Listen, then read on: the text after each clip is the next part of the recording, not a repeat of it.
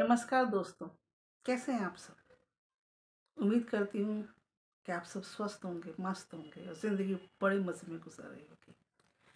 आज मैं आपके सामने फिर एक कहानी लेकर आई हूँ। बड़ी ही प्यारी कहानी है। ऐसी कहानी है जो हर किसी के जीवन में घटती है और हमें इस कहानी को लगातार सुनते रहना चाहिए। इससे हमें बहुत सारी सीख मिलती है। तो कहानी की शुरुआत करती हूँ। कहानी है एक सेठ की। एक सेठ जी थे, बहुत बड़ा बिजनेस है उनका, बहुत पैसे थे, अच्छा खासा कारोबार चल रहा था, किसी चीज़ की कमी नहीं थी। आलीशान बंगला था, घर गृहस्थी सब कुछ मज़े में चल रहा था। तो वो अपने घर आते हैं, एक दिन काम पे से घर आते हैं, अपने सर्वेंट को बुलाते, अपने नौकर को बुलाते हैं और कहते हैं कि जाओ मेरे लिए कॉफ़ी बना कर लाओ, कॉफ़ी लेकर आओ। मैं बहुत थक गया हूँ, मेरे सिर में भी दर्द है, तो एक कप कॉफ़ी पीऊँगा, थोड़ा आराम करूँगा, तो आई विल फील बेटर, मुझे अच्छा लगेगा। नौकर कहता है ठीक है। वो जाता है नौकर कॉफ़ी बनाने के लिए। इन बिटवीन उसी समय सेठ जी को ऐसा लगता है कि उनको बड़ी बेचैनी हो रही है, सीने में जकड़न हो रही है, घबराहट हो रही है। वो जल्दी से अपने नौकर को आवाज़ देते हैं।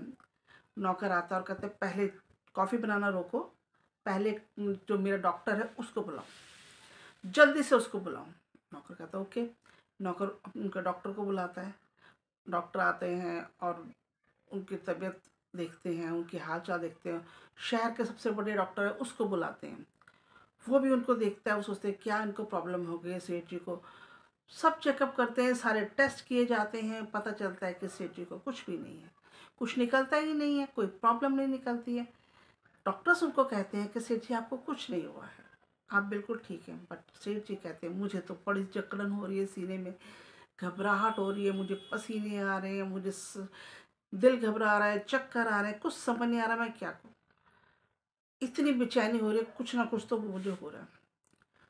डॉक्टर सुनते हैं, वो कहते हैं ठीक है, वो मेडिसिन लिख कर देते हैं उनको। वो कहते हैं कि ये मेडिसिन खा लीजिए और ज़्यादा घबराहट है तो ये एक टैबलेट भी खा लीजिएगा, इससे आपको नींद आ जाएगी, आपको रिलैक्स फील होगा, सुबह तक आप बिल्कुल परफेक्ट हो जाएंगे, बिल्कुल ठीक हो जाएंगे। सेठ जी कहते हैं ठीक है। सेठ जी दवाई खाते हैं, कॉफ़ी पीते हैं, फिर सोचते हैं कि शायद बंद कमरे में मैं परेशान हूँ, तो चलो मैं बाहर चलता हूँ। अपने बड़े सारे लॉन में, गार्डन में टहलते हैं। कोई आराम नहीं आता। टहलते टहलते वो सड़क पर आ जाते हैं, बाहर चले जाते हैं।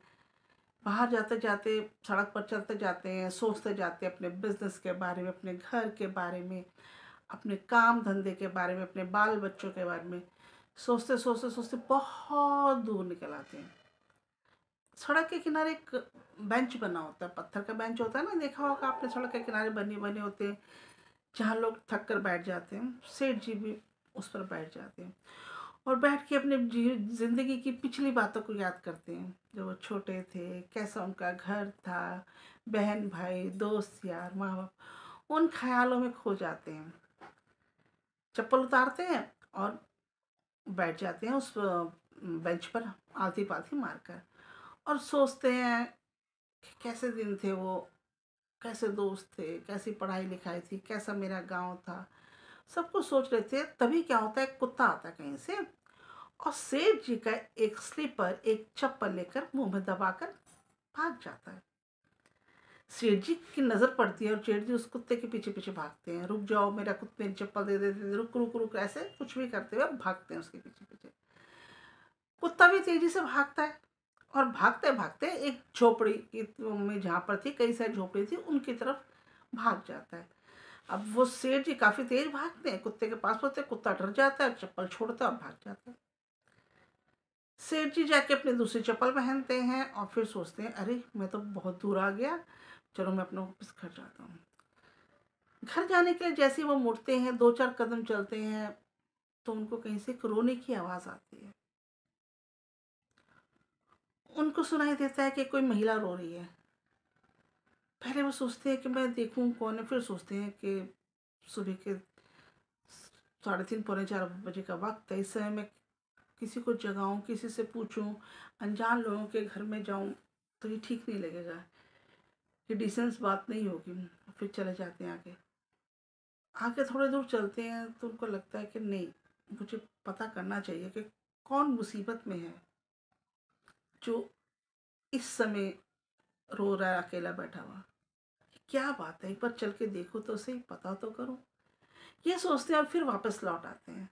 आके जिस झोपड़ी में से रोने की आवाज़ हो रही थी, उस झोपड़ी का खिड़की से देखते एक महिला बैठी रो रही होती है। वो कहते हैं उसको कि देखो बहन जी, मैं यहाँ से गुज़र रहा था, आपके रोने की आवाज़ सुनी, मेरा दिल नहीं माना, मैं आपके हाल-चाल पूछने के लिए आ गया। मैं जानता हूँ ये बड़ा अजीब-सा टाइम है किसी के भी घर में आने का, लेकिन आपकी रोने की आवाज़ ने जो है ना मेरा दिल दहला दिया। मेरे दिल में आपसे मिलने की इच्छा हुई, आपका दुःख-दर्द जानने की इच्छा हुई, इसीलिए मैं आया हूँ। महिला दरवाज़ा खोलती है, उन्हें बुलाती है, आइए, बैठिए। फिर कहती है कि ये देखिए मेरी 7-8 साल की बच्ची है, ये नीचे लेटी हुई है। इसको हार्ट की प्रॉब्लम है, दिल की प्रॉब्लम है इसको, और डॉक्टर्स ने कहा है कि इसका एक बड़ा ऑपरेशन होगा, जिसमें बहुत सारे पैसे लगेंगे, और मेरे पास तो है नहीं। सेठ जी उससे पूछते हैं, तुम क्या करती हो? वो कहती है, मैं इस यहीं पर पास में लोगों के घरों में जाती हूँ, कोठी में जाके बर्तन सफाई का काम करती हूँ, तो मेरे पास इतने पैसे नहीं अपने बच्चे का इलाज करा सकूँ, और डॉक्टर्स ने कहा है कि अगर मैं इलाज नहीं कराऊंगी तो मेरी बच्ची की ज़िंदगी जो है वो खतरे में पड़ जाएगी। इसी दुख से मैं रो रही हूँ।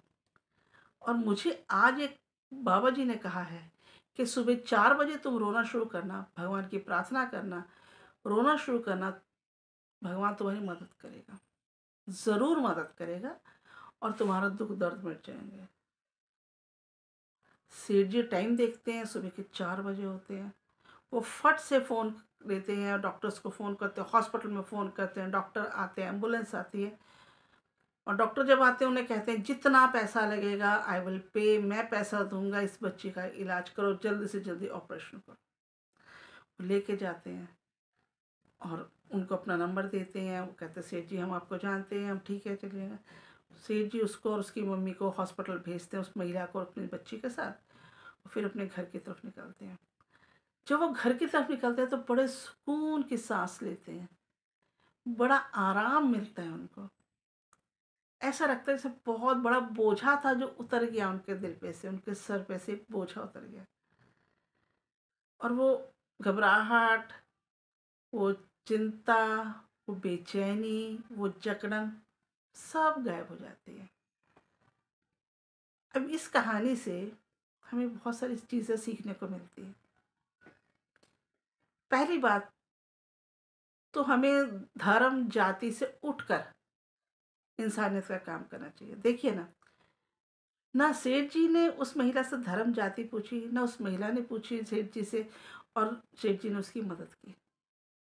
ऐसे ही हमें भी बिना जात पात, बिना चीज़ों को, धर्म को बीच में लाए हुए इंसानियत के नाते एक दूसरे की मदद करनी चाहिए। दूसरी बात, कुछ और दे सके ना दे सके, एक मुस्कान तो दे सकते हैं, किसी के भी चेहरे पर ला सकते हैं। थोड़ी सी मदद कीजिए, थोड़ी सी हमदर्दी के दो बोल बोलिए, किसी के आंसू पोंछिए, देखिए उसके चेहरे पर कितनी मुस्कान आ जाती है, और जब मुस्कान आती है तो दिल से जो है दुआएं निकलती हैं। उम्मीद करती हूँ मेरी बात आप समझ गए होंगे। हमें कोशिश करनी चाहिए कि इंसानियत की तरफ चलें, इंसानियत के रास्ते को अपनाएं, तो हमारी ज़िंदगी से भी ये जकड़न, ये चिंता, ये बेचैनी, ये भारीपन सब निकल जाएगा, और हम हल्कापन महसूस करेंगे, खुशी का अनुभव करेंगे। अगर आप भी मेरी बात से सहमत हैं तो मेरे चैनल को सब्सक्राइब कीजिए, लाइक एंड शेयर कीजिए, जिससे मैं आपके लिए और भी अच्छी अच्छी कहानी ला सकूं। उम्मीद करती हूँ आप सब खुश होंगे। भगवान सबका मंगल करे। मेरी ब्लेसिंग्स आपके साथ हैं।